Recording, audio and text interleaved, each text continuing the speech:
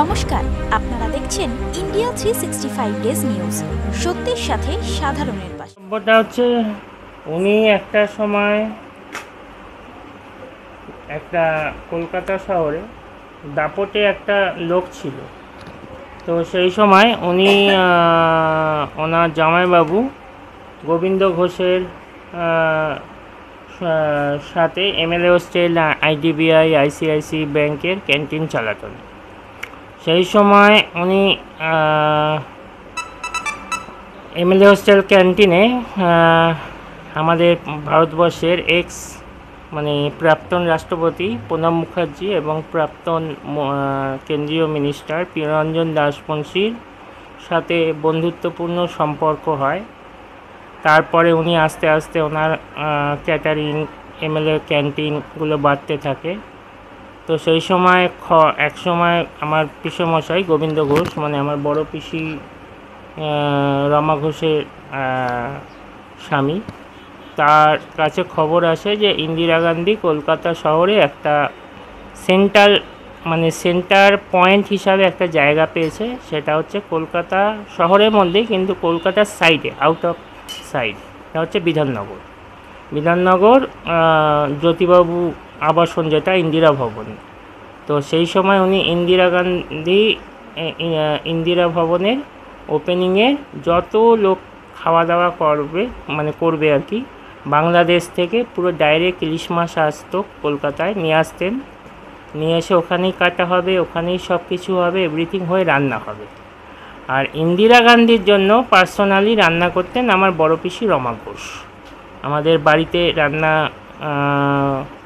করেছিলেন এবং অনেকের মুখে, এলাকাবাসী অনেকের মুখে শোনা যায় যে পরবর্তীকালে যে উনি নাকি পাঞ্জাবির বেশে ইন্দিরা গান্ধী আমাদের বাড়িতে এসেছিল, যে আমার বড় পিসি কোথায় রান্না করছে।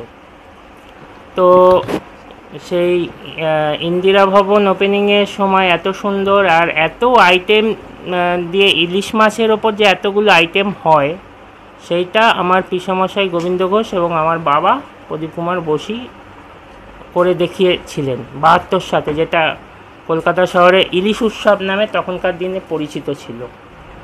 তো বর্তমান প্রশাসন তো এখন ইলিশ উৎসব করছে, মানে আপনি বলছেন যে সেইটা এখনকার দিনের কপি করা? না, সেইটা এখনকার দিনে কপি করা না। তখন ইলিশ উৎসবের অনুষ্ঠানটা একটু আলাদা রকম হতো। ডাইরেক্ট ওপার বাংলা থেকে ইলিশ মাছ লরি করে আসতো, নামতো, তখন ওই অবস্থায় ছাড়ানো, কাটা, সব এভরিথিংই আপনাদের মিডিয়ার মাধ্যমেই হয়তো আছে। তো সেইগুলো আমার পিসেমশাই পুরো জিনিসটা পরিচালনা করতেন, আর আমার বাবা জিনিসটা অবজারভেশন করতেন, কোথায় কে কীরকমভাবে করছে, ঠিকঠাক করছে কিনা, ঠিকঠাক জিনিসপত্র দিচ্ছে কিনা, কোয়ালিটি ঠিকঠাক আছে কিনা। তো সেই সময় তখন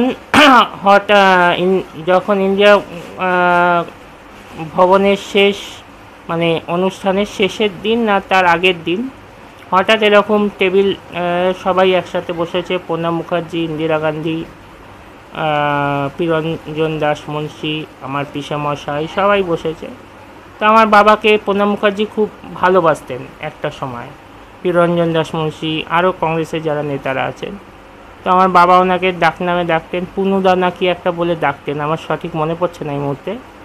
তো তখন উনি বলছেন যে তুই আমাদের কংগ্রেসে যুক্ত হবি। তখন বলছে কোন কংগ্রেস? তখন বলছে ম্যাডামের ইন্দিরা কংগ্রেস। তখন উনি বলছে ঠিক আছে, অসুবিধা নেই। তখন প্রণব মুখার্জি নিজের পকেটে যে কালো পেনটা থাকতো, ওইটা বার করে ইন্দিরা গান্ধীর হাতে দিলেন, দিয়ে বললেন ম্যাডাম, তাহলে আপনি আমার বাবাকে ওরা বলতো শালাবাবু। তার কারণ কি, আমার পিসেমশাই যেহেতু ক্যান্টিনগুলো চালাতো, বাবা দেখাশোনা করতো, সেই জন্য নাম হচ্ছে শালাবাবু। এবার বর্তমানে আপনাদের একগুচ্ছ অভিযোগ রয়েছে প্রশাসনের এগেইনস্টে। হ্যাঁ, সেগুলো কি বিষয়ের উপর ভিত্তি করে? এগুলো আমার বাবা সেই সময় থেকে, তারপরে আস্তে আস্তে জীবন পথ চলতি হতে হতে, তারপরে উনি ক্যালকাটা কর্পোরেশনে অনেক যুদ্ধ যাত্রার পরে পরীক্ষা নিরীক্ষা দিয়ে চাকরি পায়। প্রথমে ইন্টালি মার্কেট, তারপরে ভেক্টর কন্ট্রোল, এরকম আস্তে আস্তে সারা হোল কর্পোরেশনে উনি অনেক ডিপার্টমেন্টে কাজ করেছেন, কিন্তু সেই কাজ করার পরবর্তীকালে উনি রিটায়ারমেন্ট করেন। রিটায়ারমেন্টের পরে আমার একটা বিদেশের চাকরি আসে। আমি government of India labour ministry food সেক্টরের আমি ডিপ্লোমা অ্যান্ড থিসিসার হোটেলিয়ার স্টুডেন্ট ছিলাম, এবং তখন আমি কমপ্লিট করেওছি। তো আমার বাইরে একটা হচ্ছে অস্ট্রেলিয়া আর আরেকটা হচ্ছে ফ্রান্সে আর চায়নায় ওদের মেডিকেল যত স্টুডেন্ট আছে তাদের ক্যান্টিন ইনচার্জ এবং জেনারেল ম্যানেজমেন্ট মানে জিএম, যেটা আমাদের কলকাতায় বলা হয়। তখনকার দিনে অফার আসে, সেটা হচ্ছে 2017 সালে। সেই 5th মে সেই দিন হঠাৎ রাত্রিবেলা এরকম, কারণ বিদেশের সাথে তো কলকাতায় আমাদের টাইমিংটা তো রাতেই হয়। তো রাত তখন 12:30-1টার সময় আমার একটা মেল ঢোকে, আর তারপরেই কলটা আসে ঠিক 15 থেকে 20 মিনিট। তারপরেই উনি হঠাৎ ডিপ্রেশনে পড়ে গেলেন যে আমার এইখানে এই একটা ফ্ল্যাট, ওই একটা ফ্ল্যাট। তখন আমরা ওই দিকটা থাকতাম, এই দিকটাও আসতাম। তো হঠাৎ ডিপ্রেশনে পড়ে গেলেন যে আমার ক্যাটারিং আছে, আমার 2টো ফ্ল্যাট, আর আরও কিছু যখন জায়গা জমির কথা চলছিল নেওয়ার জন্য। তো কে দেখবে, কে করবে? আমার ক্যাটারিং এত ভালো, আমি চেষ্টা করছি ঐতিহ্যটাকে ক্যাটারিংয়ে ধরে রাখার। তো এরকম হাজার কথা বলতে বলতে হঠাৎ পরের দিন থেকে প্রায় বিগত 1.5 থেকে 2 বছর তিনি খাওয়া দাওয়া ঘুমটা পুরোপুরি চলে গিয়েছিল। ঘুম বলে ওনার কিছু ছিল না, সারাদিন জেগে থাকতো, এদিক সেদিক ঘুরে বেড়াতো রিটায়ারমেন্টের পরে। কিন্তু উনি বলেছিলেন বারবারই বলতেন যে আমি যখন রিটায়ার করব, রিটায়ারের পরে আমি বুক ফুলিয়ে ঘুরবো। আর একটাই জিনিস খেতে ভালোবাসতো খুব, মটন। মারাত্মক পাঁঠার মাংস খাওয়ার খুব ইয়ে ছিল। তো পাঁঠার মাংস ঝোল, পাঁঠার মাংস ভাত, এই ধরনের জিনিস খাবো, আর বুক ফুলিয়ে ঘুরে বেড়াবো, আর ক্যাটারিং করব মানে ক্যাটারিংয়ে যে নিত্য নতুন খাবার, নিত্য নতুন আইটেম। কারণ আমি ছোটোবেলা থেকেই খাবার ওপর খুব ইয়ে, তো সেই জিনিসটা ওনার ইচ্ছা শক্তি ছিল। কিন্তু বাড়ির লোকেরা, ওনার বড় দিদি রমা ঘোষের, এই গোবিন্দ ঘোষ এবং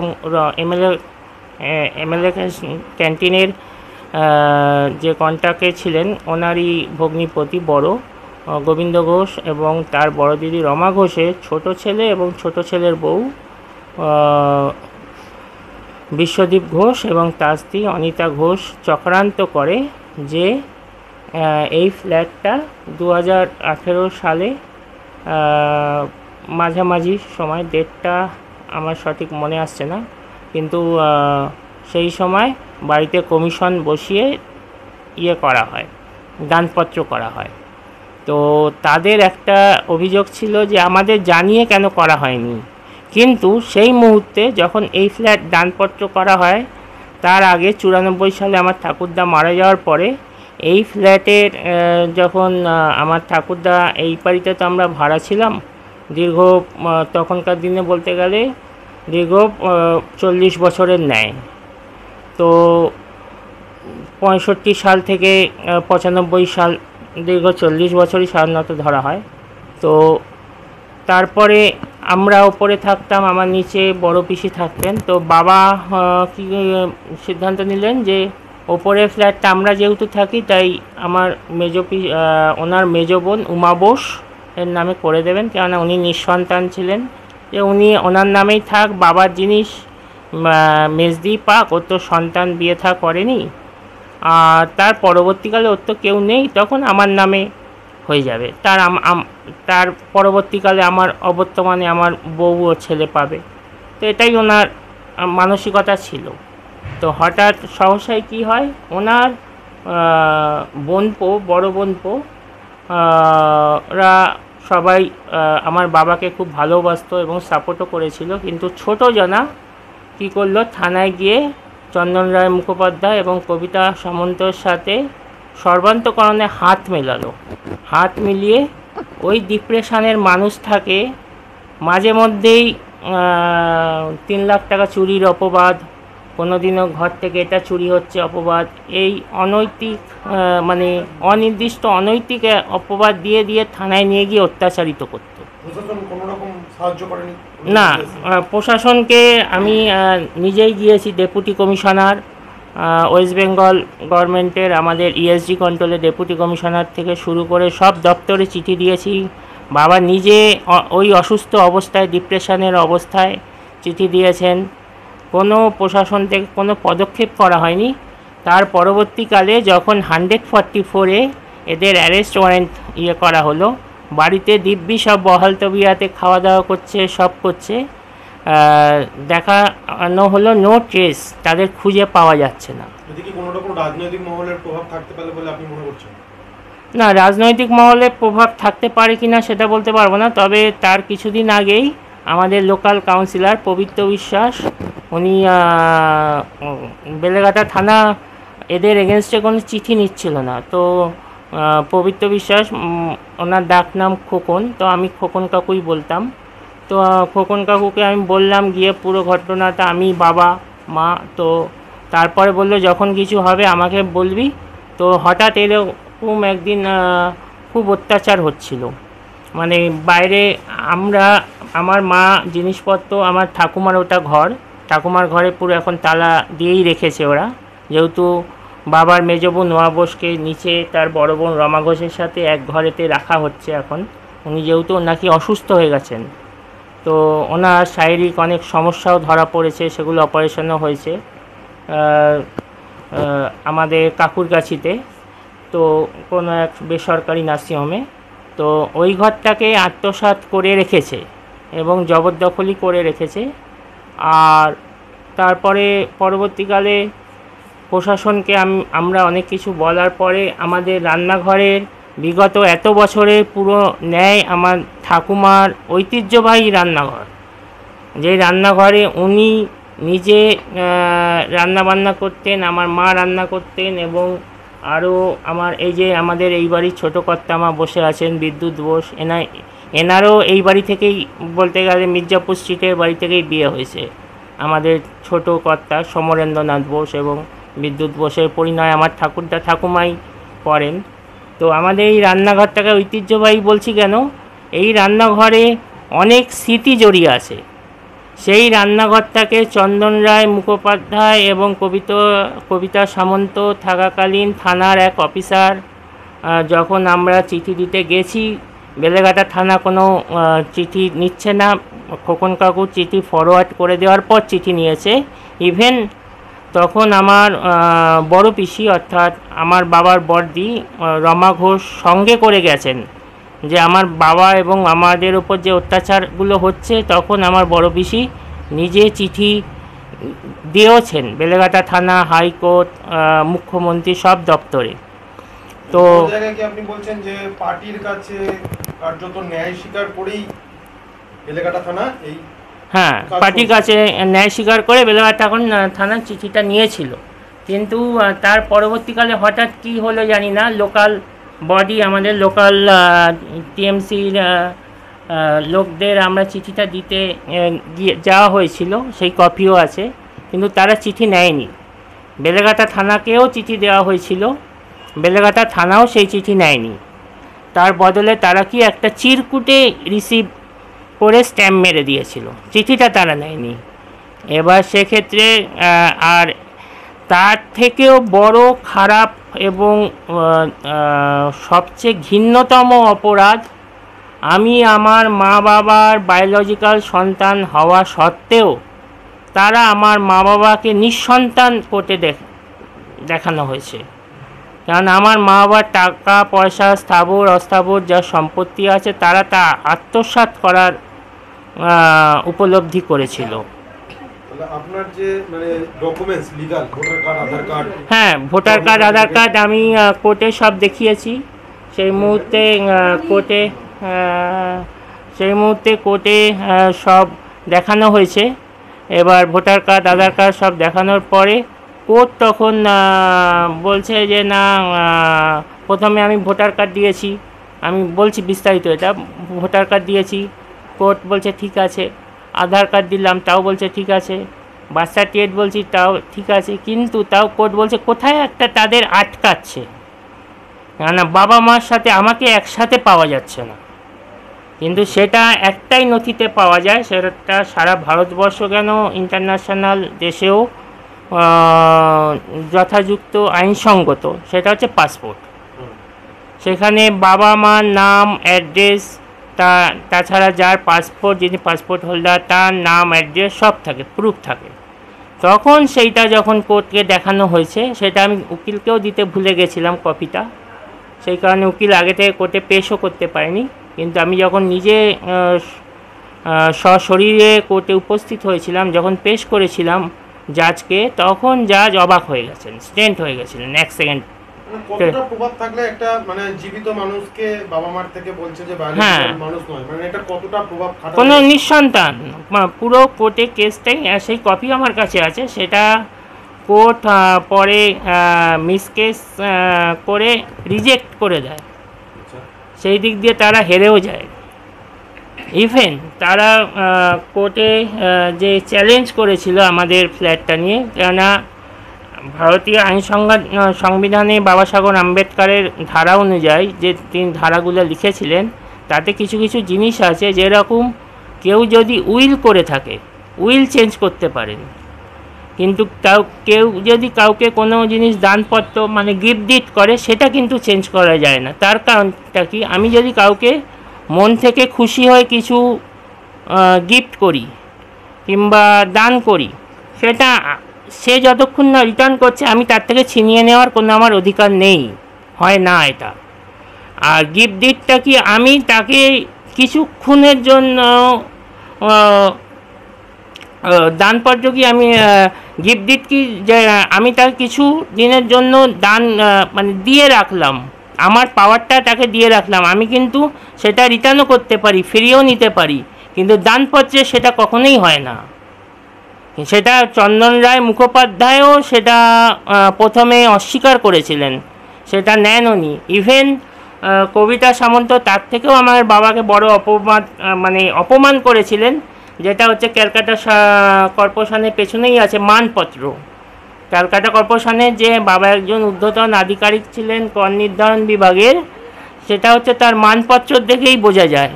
এই মানপত্রটা আমরা জেরক্স করিয়ে থানায়, আমার বাবাই বলেছিলেন যে এটা নিয়ে চল, যদি থানা কখনো মানতে না চায় তাহলে এটা দেখাবো। কবিতা সামন্ত মানপত্রটাকে তার টেবিল থেকে ছুঁড়ে ফেলে দিয়েছিলেন, যে এটা তিনি মানবেন না।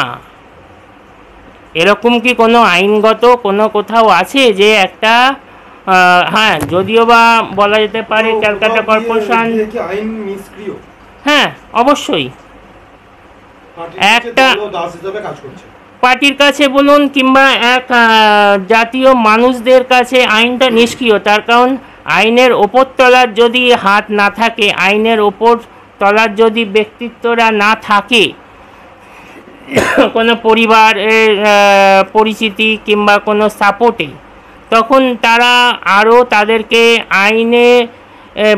আইনের যারা আধিকারিক, কেন পুলিশ মানেই তো আইনের আধিকারিক, তো এরা তখন আরও তাদের প্রতি দুষ্ক্রিয় হয়ে যায়, আরও বেশি বাধা দেয় সব কাজে। কোনো তারা আইনগত কাজ করতে গেলেই তারা বাধা দেয়। কিন্তু যাচ্ছে যে মানে একটা পশু সংক্রান্ত, হ্যাঁ পশু সংক্রান্ত হেনস্থার শিকার হয়েছে। তার কারণ উনি নাকি বলছেন ওনাকে আমার বাচ্চাটা কামড়েছে। এই যে আজকে আমাদের বাড়িতে এত লোকজন এসছে, এত মানুষ এসছে, তো বাচ্চাটা যদি সেই মুহূর্তে কাউকে কামড়াতো, আজ থেকে 5 বছর কি 6 বছর আগে, তো 5-6 বছর পরেও তা কাউকে কামড়াতো, তাহলে তো বাচ্চাটার মধ্যে কোনো একটা র্যাবিস কিংবা কোনো ইনফেক্টেড রোগ থাকতো। ওর মধ্যে তো কোনো রোগ নেই, ওর ভ্যাকসিন হয়, ওর সবই হয়, ওর ওষুধ বিশুধ সবই ও খায়, ও বাড়িতে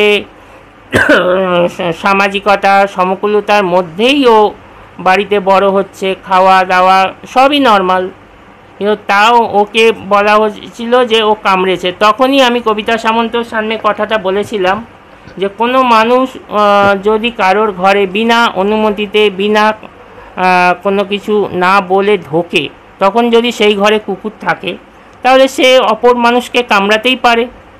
আর সে যদি কোনো জিনিস ধরে কিংবা চুরি করে তাহলে সে কামড়াতেই পারে। এবার সেক্ষেত্রে কবিতা সামন্ত আমার থেকে দুখানা, তখন আমার ফোন ছিল, ফোন আমার কাছে কিছু কিছু আমার ব্যাগ ফ্যাগ ছিল, সব নিয়ে টেবিলে রাখলো, বলল এগুলো করতে থানায় জমা দিয়ে আমাকে বললো অ্যারেস্ট করা হবে। আমাকে বললো অ্যারেস্ট করা হবে বলে 48 মিনিট দাঁড় করিয়ে রাখলো। এবং তখন আমি আমি অনেক ছোটো থেকেই নার্ভের পেশেন্ট। আমাকে 48 মিনিট ধরে উমাবোস তখন স্বস্তিক। আরেকটা কথা, তখন থানায় উপযুক্ত মানে প্রমাণ হয়তো থাকলেও থাকতে পারে, নাও থাকতে পারে। এটা হচ্ছে আমাদের বাড়ির গুরুত্বপূর্ণ এক মানে দুঃসম্ভাব্য সদস্য, বেলেঘাটার রাধা মাধবের কাগজ ব্যবসায়ী বিনয় দত্ত এবং অমৃতা দত্তের জ্যেষ্ঠ কন্যা সুচিত্রা। সেও তখন থানায় ওই অপরাধী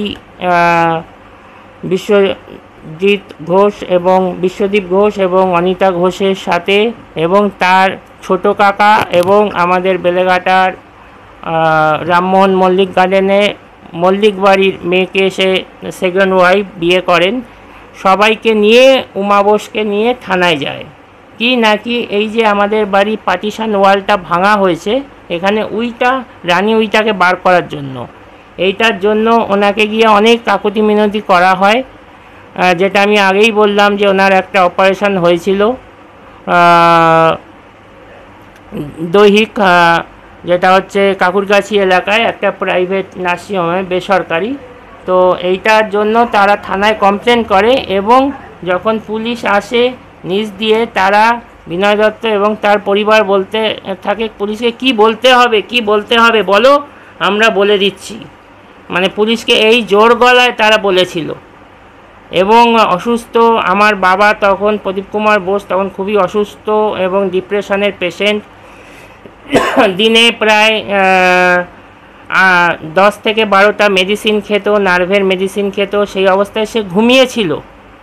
পুলিশ বেলেঘাটা থানা এসে যখন এসছে, তারা এসে দেখেছে সে কীরকমভাবে ঘুমাচ্ছে। তার পাশে কুকুরটাও ছিল।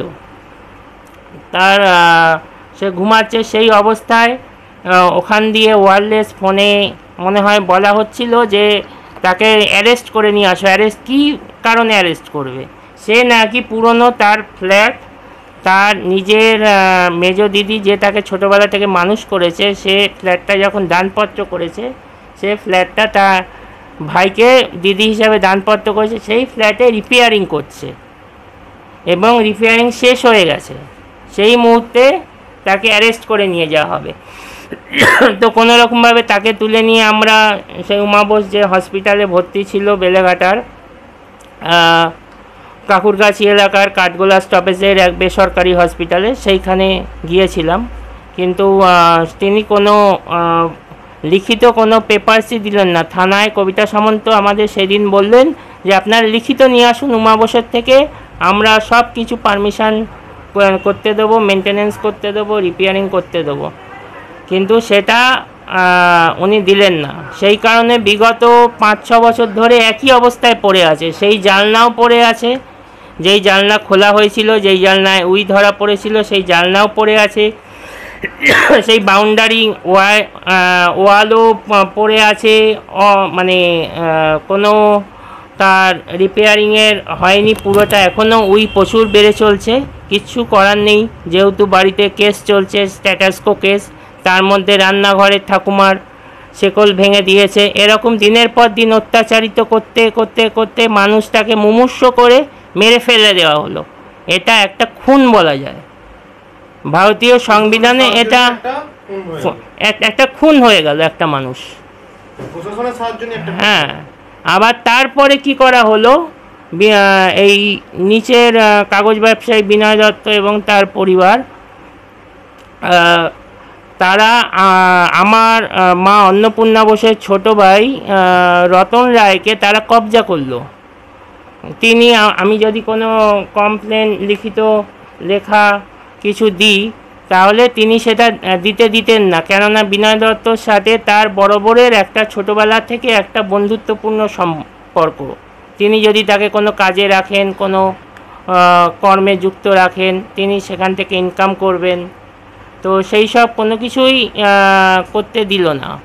এবার যার জন্য দিনের পর দিন আমরা অত্যাচারিত হতে থাকলাম। অত্যাচারিত হতে হতে হতে একটা যখন জল বিন্দু বিন্দু থেকে সিন্ধু হয়, সেরকমই একটা অত্যাচার হতে হতে অত্যাচারের মাত্রাটাও বেড়ে গেল, অত্যাচারিতর পরিমাণটাও বেড়ে গেল। এরকমভাবে করতে করতে মানুষটা একটা সময় দা চপার নিয়ে ঘুরে বেড়াতেন ঘরে, আমাদের মেরে তিনি মরবে। ইভেন মাঝের ঘরে, এটা হচ্ছে 2018 সালে, মাঝের ঘরে 2018 সালে, 2018 সালে কালী পুজোর সময় যখন উমা বোস পুলিশ নিয়ে বাড়িতে ঢুকছে, ভিআইপি পার্সন, পুলিশ বাড়িতে এসে বলছে উনি এই ঘরে থাকবে। তো আমরা বললাম আমরা কবে মানা করেছি ওনার ঘরে? ওটা তো আমার ঠাকুমা মণিকণা ঘোষের ঘর ছিলেন, রুম ছিলেন। আর যেই ঘরে প্রদীপ কুমার বোসের কাজ হচ্ছে, এটা ওনার নিজের ঘর ছিলেন, বারান্দা লাগোয়া, ব্যালকনি লাগোয়া।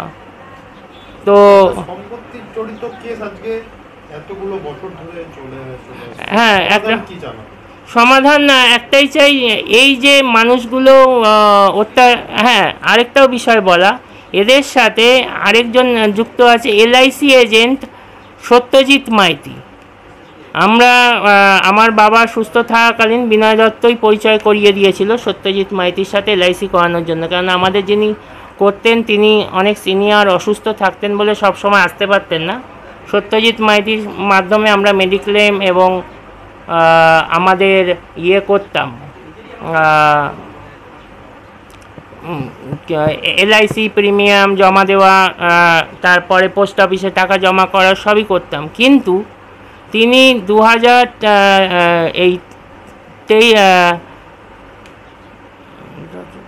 2022 সাল যখন আমি তো 21 সালে প্যাঙ্কিয়াটাইটিসে সোনারপুরে ভর্তি ছিলাম, তারপরে 22 সালেও আমি অসুস্থ হয়েছিলাম। আবার 22 সালে আমি দুবার অসুস্থ হয়েছিলাম। প্রথমবার হচ্ছে বেলেঘাটা মেডিকেল নার্সিংহোম, দ্বিতীয়বার হচ্ছে সৃজনী।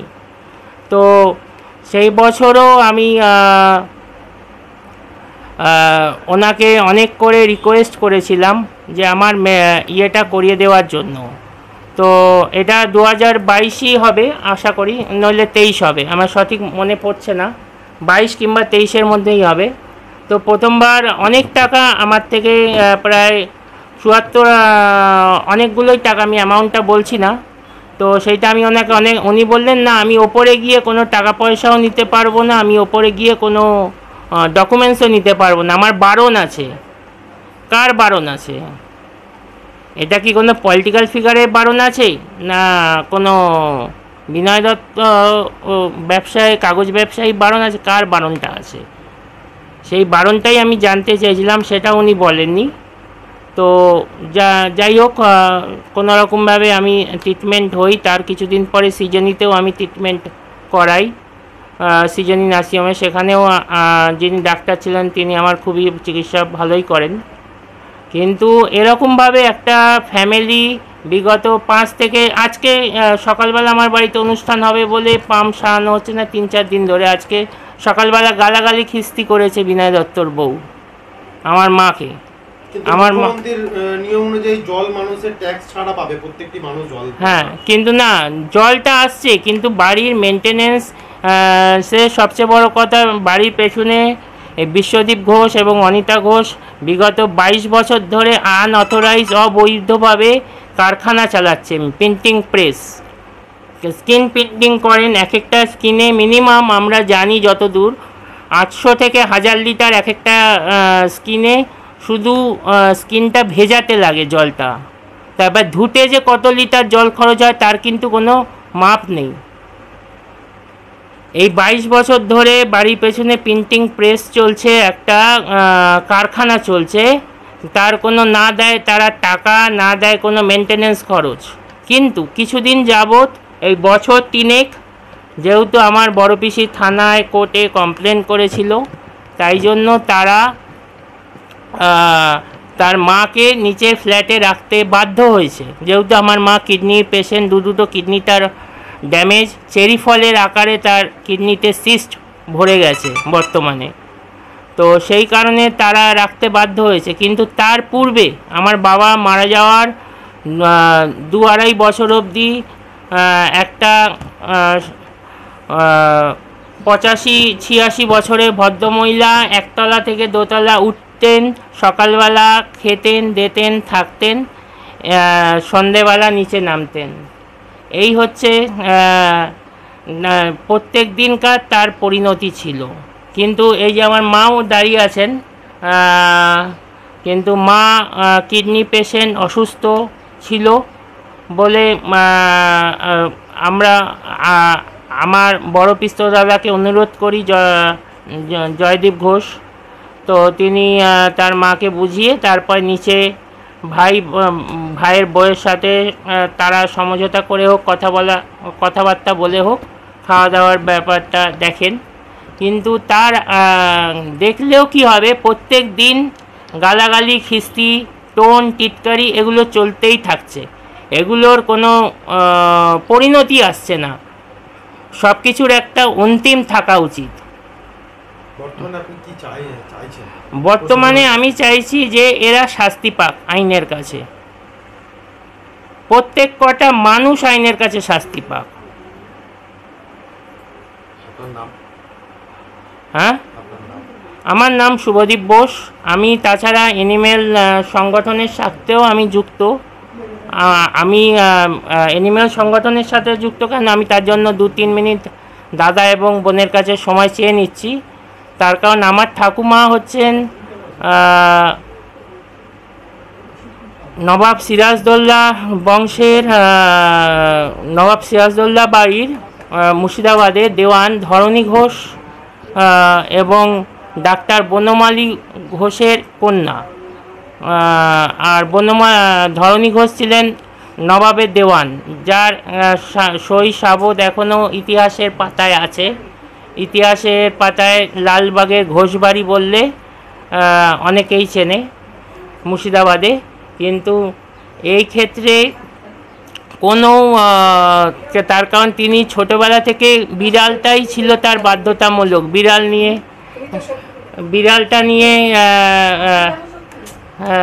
বিড়ালটা নিয়ে থাকতো এবং নবাব বাড়ি থেকে যেত আসতো, খাওয়া দাওয়া করতো থাকতো এবং বিড়ালের অছিলায় তিনি নবাব প্যালেসেও অনেকবার যেতেন। এবং নবাব বাড়ি থেকে ওনার বিয়েতে একটি খাটও দেওয়া হয়েছিল, যেটি বর্তমানে হয়তো কেন বলছি আছেই, আমাদের বাড়িতেই আছে। যে ঘরটা তালা দিয়ে রাখা হয়েছে, লক করে রাখা হয়েছে, উমাবসের ঘর হিসাবে দখল করে রেখেছেন উনি। ওনার বড় বোনের আইনগত যেন তারা শাস্তি পায়। ভারতীয় সুপ্রিম কোর্ট এবং আমাদের কলকাতার হাইকোর্টেও আমাদের মামলা চলছে এবং হাইকোর্টের বিচারপতিরা এবং সুপ্রিম কোর্টের বিচারপতিরা এবং শিয়ালদা কোর্টের বিচারপতিরা এই সোশ্যাল মিডিয়ার মাধ্যমে আমার এই ভিডিওর কথাগুলো শুনে যদি কোনো কথা তাদের কনফিউশন হয়, কোনো কথা আমি হয়তো বলতে পারছি না, এই মুহূর্তে আমার মনে আসছে না, তো তারা যদি শুনতেও চান কিংবা কোনো ডকুমেন্টস চান, তাহলে এই মিডিয়ার দাদা এবং বোনেদের কাছে যোগাযোগ করলে পরে আমি তাদের মুখোমুখি কথা বলতে এবং বসতেও পারি এবং এর যেন আইনগত স্টেপ হয়। যারা এই ধরনের বেআইনি করছে, মানসিক, আজকেও সকালবেলা আমার বাড়িতে অনুষ্ঠান হবে জানে সবাই, অনেকেই জানে, কিন্তু এত অত্যাচার, সকালবেলা অত্যাচারিত হয়েছি, তো এরকমভাবে দিনের পর দিন কি অত্যাচারিতই হয়ে যাব? এর কি কোনো অন্তিম হবে না? এদের কি কোনো শাস্তি হবে না? এটাই আমার ভারতের ন্যায়ালয়, ভারতের সুপ্রিম কোর্ট, ভারতের রাষ্ট্রপতি, প্রধানমন্ত্রী, আর এখন ভোট আসছে, তার জন্য আমি এনাদের বেশিক্ষণ ব্যস্ত করেও রাখতে চাইছি না, তার কারণ ওনারা খুবই ব্যস্ত থাকে। তো সেই জন্য আমি সবাইকেই এটা অনুরোধ করছি, আপনারা আইনগত বিষয়গুলো একটু দেখুন। এইরকমভাবে যেন কোনো সন্তানকে তার পিতা না হারা হতে হয়, কোনো সন্তানকে যেন তার পিতা হারা না হতে হয়, কোনো স্ত্রীকে তার স্বামী হারা না হতে হয়, কোনো পরিবারকে তার পরিবারের সদস্যদের যেন এরকমভাবে সদস্য হারাতে না হয়। একটা মানুষ নিজে থেকে চলে যাওয়া আর একটা মানুষকে এইভাবে খুন করে দেওয়া, চক্রান্তমূলক খুন এটা।